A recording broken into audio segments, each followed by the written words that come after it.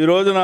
శవరాజకీయాలు చేయాలని మీరు ప్రయత్నిస్తూ ఉన్నారు. కనీసం మీరు వెళ్ళేటప్పుడు పాదయాత్రకో దేనికో మీరు పరామర్శించడానికి సత్తెనపల్లి మా జిల్లాలో వచ్చిన సందర్భంలో మీ కారు కింద ఒకళ్ళు పడిపోతే కనీసం ఆగకుండా మానవత్వం లేకుండా మీరు ఆ వ్యక్తి మీద కారుని నడిపినటువంటి దుర్మార్గమైనటువంటి నీచమైనటువంటి నికృష్టమైనటువంటి రాజకీయాల్లో మీరు కొనసాగుతున్నారు. మీరు మమ్మల్ని, ఈ ప్రభుత్వాన్ని, ఈ పార్టీని విమర్శించే స్థాయికి వచ్చారంటే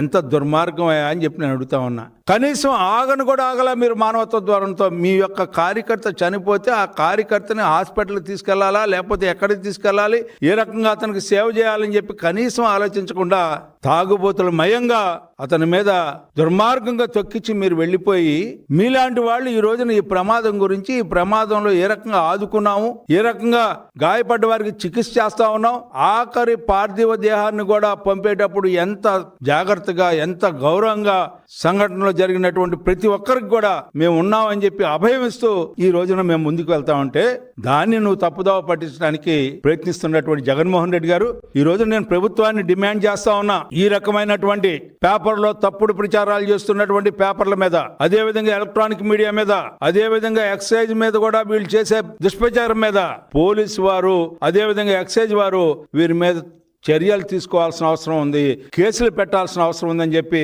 అంతేగాని వీళ్ళని క్షమించి ఏదో మాట్లాడారులే అని చెప్పి రాజకీయ పార్టీలు అని చెప్పి మీరు వదిలేస్తే ఇది సమాజానికి నష్టం అని చెప్పి ప్రభుత్వాన్ని డిమాండ్ చేస్తూ వీళ్ళ మీద చట్టపరమైనటువంటి చర్యలు తీసుకోవడానికి ఏ రకమైనటువంటి విధానం ఉందో ఆ రకమైన విధానాన్ని అవలంబించి వీళ్ళ మీద కేసులు పెట్టాల్సినటువంటి అవసరం ఉందని చెప్పి